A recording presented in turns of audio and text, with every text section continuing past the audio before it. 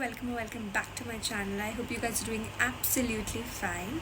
And अब 1 month भी exactly नहीं बचा है for June 2025 CS examinations, professionals and executive. I really hope आप सबकी preparation एकदम top notch चल रही हो. And today I am here with certain things that I have observed, that I have noticed, and according to my experience should not be left undone because कहीं ना कहीं ये चीज़ें आपके पेपर पे इम्पैक्ट करती हैं. I know that you might already be knowing that ये चीज़ें इंपॉर्टेंट है, but here is just a reminder to not let these things get out of your mind anyhow. So without further ado, let's get into today's video. So the very first thing that should not be skipped and should not be left undone are your modules.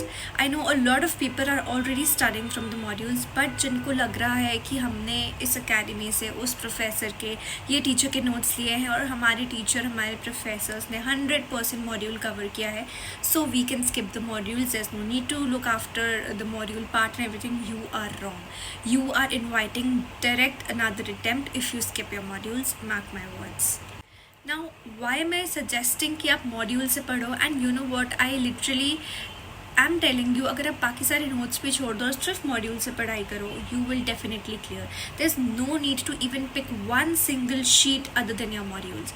जिन्होंने अपनी preparation पूरी complete कर ली है, आप अपने notes छोड़ सकते हो and now you can go and focus on your modules.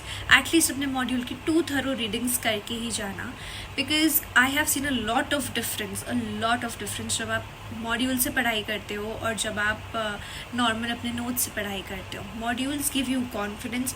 Modules के बाहर कुछ भी नहीं आ सकता.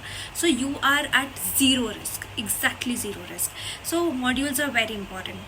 Do not skip them. और अब मॉड्यूल्स में भी when you cover the entire syllabus from the module के पीछे टेस्ट yourself questions दे रहते हैं हर चैप्टर के पीछे. I highly suggest you to, ऐसा नहीं है कि वो exactly सेम आपके पेपर में आ जाएंगे, but according to my experience वो टॉपिक्स ऑटोमेटिकली इंपॉर्टेंट हो जाते हैं. आई हैव सीन कि उन टॉपिक्स में से क्वेश्चंस आते ही आते हैं. So and they are not lot, like 7 to 8 questions maximum. So please go and study that. Secondly, जब आप मॉड्यूल से पढ़ते हो, आप जिस फ्लो में पढ़ते हो, that flow gives you a very good hold on the subject, hold on the chapter, hold on the topic. So it's very essential कि आप मॉड्यूल से एक रीडिंग तो करो.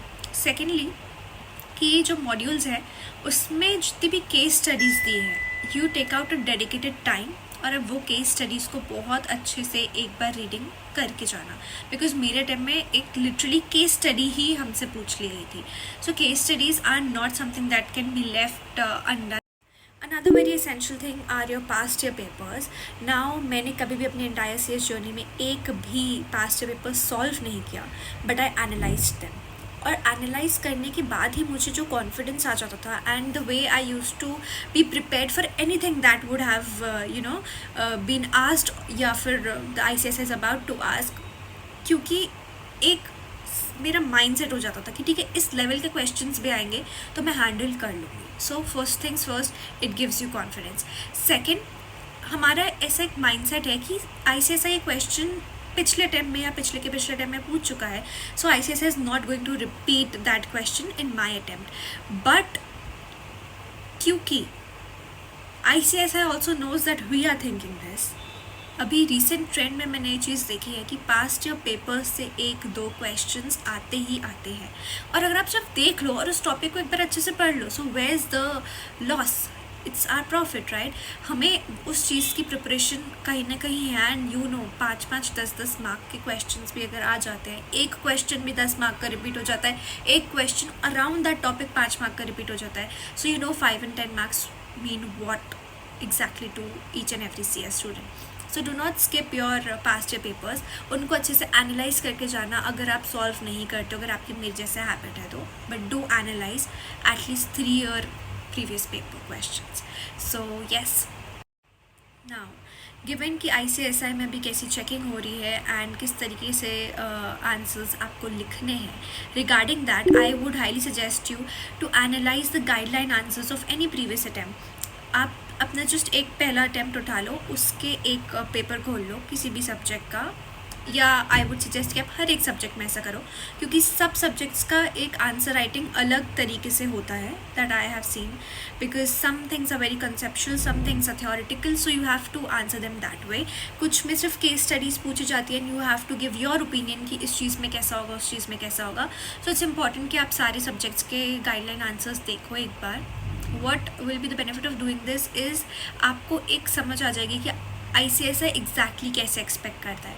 Now a lot of people on my LinkedIn commented on this topic कि हम guideline answer से exact same answer लिख के आए थे दी, बट स्टिल हमें मार्क्स नहीं मिले, हमें कम मार्क्स मिले हैं. A lot of things depend around this subject topic as well, but the thing is कि आप ये करके एटलीस्ट 60-65% तो वैसा ही लिख के आओगे जैसा ICSI expects you to, and this will make you stand out from the people जिन्होंने कभी भी गाइडलाइन आंसर्स नहीं देखे हैं या जिन्होंने राइटिंग प्रैक्टिस नहीं करी है. So it is very essential कि अपने गाइडलाइन आंसर्स को एक बार अच्छे से थरली एनालाइज करके जाओ. I will also make a separate video on how to write answers very soon, so stay connected to the channel. Now this is that thing which is kind of a myth. बहुत से CS students को लगता है कि ये subject मेरे लिए tough है, या फिर इस सब्जेक्ट में बहुत थ्योरी है, तो मैं इस चीज़ को एग्ज़ाम के 10 दिन पहले पढ़ूंगा या पढ़ूंगी and I will be able to write that, क्योंकि अगर मैं अभी से पढ़ लूँगा या पढ़ लूँगी तो वो चीज़ मैं एग्ज़ाम तक भूल जाऊँगा, and that causes the maximum amount of loss to you. अगर आप ऐसा कर रहे हो, please stop right here. Anything that you think कि ये टफ़ है और मैं एग्ज़ाम के पहले करके लिख लूँगा, you are very wrong my dear, very wrong. Because exam में चीज़ें तभी याद आएंगी जब वो आपके दिमाग में रिटेन रहेंगी, और रिटेन तभी रहेंगी जब आपने उस चीज़ को 2 से 3 बार पढ़ लिया हो. नाउ कुछ सब्जेक्ट जैसे फॉर एग्जांपल CS प्रोफेशनल में there's a subject call ESG, वो बहुत थियोरेटिकल है. बहुत से लोग उसको ऐसे एग्ज़ाम के 10 दिन पहले पढ़ना चाहते हैं ताकि उनके दिमाग में वो चीज़ फ्रेश रहे. But the thing is you are going to be a professional. ICSI expects you to be professional and to write answers that way. जब आप 10 दिन पहले पढ़ते हो उस चीज़ को, आप उस कॉन्सेप्ट को तो आप ऑफकोर्स CS करो, आप उसको अपने लैंग्वेज में अपने टर्म्स में तो लिख लोगे, but ICSI does not want you to write it in your terms. ICSI wants you to write it the way they have given it in the module, क्योंकि उसमें कुछ टर्म्स रहते हैं, कुछ की डेफिनेशंस रहती हैं, कुछ की टर्म्स रहते हैं जो आपको पेपर में मेंशन करने होते हैं, और वो सिर्फ तभी होंगे जब आपने उस चीज़ को 2-3 बार थरली पढ़ा है, वो आपके दिमाग में रिटेन्ड है. And do not give me that excuse कि आपने अगर 2-3 बार पढ़ा और आपको 2-3 बार के बाद रिटेन हुआ तो ज़रूरी नहीं है हम बहुत इंटेलिजेंट है. You are fooling yourself. Do not try to be over smart. Please study and do not fear the subjects जो आपको ऐसे बहुत लेंदी लगते हैं. आप 2-3 बार उस चीज़ को रीडिंग करोगे, आपको वो बिल्कुल रिटेन होगा. एंड द थिंग इज़ कि अगर आपको ऐसा लगता है कि नहीं मैं पूरा मॉड्यूल तो 2-3 बार नहीं पढ़ सकता, बस इंपॉर्टेंट चैप्टर्स की रीडिंग कर लो एटलीस्ट 2-3 बार. I use to do that. That is how I cleared my CS professional. So please take note of this thing कि आपको सब्जेक्ट से भागना नहीं है, आपको एटलीस्ट 2 से 3 बार इम्पॉर्टेंट चैप्टर्स की रीडिंग करनी ही है. अगर आपके लिए पॉसिबल नहीं है कि आप 2-3 बार पूरा रिविजन करो सिलेबस का. तो now another thing is giving due importance to theory as well as practicals. So a lot of people think that कि मेरा practical aspect strong है तो मैं theory aspect छोड़ सकता हूँ, या फिर थ्योरी स्ट्रॉन्ग है तो मैं प्रैक्टिकल को उसके लिए सब्सटीट्यूट कर सकता हूँ. That is wrong. भले वो CS प्रोफेशनल में CRVI और CF वगैरह सब्जेक्ट्स हों, या फिर वो CS एग्जीक्यूटिव में फाइनेंशियल मैनेजमेंट, कॉर्पोरेट फाइनेंस, जो भी आपके सब्जेक्ट्स हैं न्यू सिलेबस में वो हों जिसमें थ्योरी और प्रैक्टिकल है. हमारे में CFSM होता था. सो द थिंग इज़ कि आप अगर ये चीज़ करोगे, यू आर समवेयर रिस्किंग. आपको पूरा सिलेबस कवर करके जाना है. That is 100% of the syllabus should be covered and due importance should be given to theory and to practicals as well, because I have seen over the past attempts that CS professional में what happened with my attempt was drafting is a subject in CS professional जहाँ पे drafts पूछे जाने चाहिए, but और mostly लोग theory नहीं पढ़ कर गए थे, और थ्योरी नहीं पूछे जानी चाहिए because it's a drafting subject. You should know how to draft the various documents required by the companies and everything. हमारे पेपर में सिर्फ 10 मार्क के ड्राफ्ट्स पूछे गए थे, not even 10, I guess 5 to 7 marks के ड्राफ्ट्स पूछे गए थे, और बाकी पूरा 90% of the paper was theory. Now imagine drafting के पेपर में कोई थ्योरी नहीं पढ़ के गया था, बिकॉज वी थॉट कि ड्राफ्टिंग के सब्जेक्ट के ड्राफ्ट्स पूछेंगे. हमने ड्राफ्ट इतने ज़्यादा लिटरली रटे हुए थे कि हमसे कोई भी पूछेगा बिकॉज उस फॉर्मेट में दे देंगे हम उन्हें draft. But it was like a game changer. हमसे 90 मार्क्स की थ्योरी पूछ ली गई थी.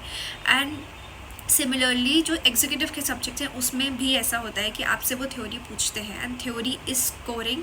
सो आपको basically due importance should be given to both the theory and the practical aspects of any subject. Do not forget this. So this is it for today's video. I will be covering more important aspects of the examinations in my further videos. So stay connected to the channel, and sorry, I've been really busy with the internship stuff, so I wasn't able to be regular. But for this whole May, I will try to make videos as much as I can so that it helps the maximum of you. And do not fear anything. I know you're going to kill it. Keep your preparations top notch, and I'll see you on the other side. So all the best.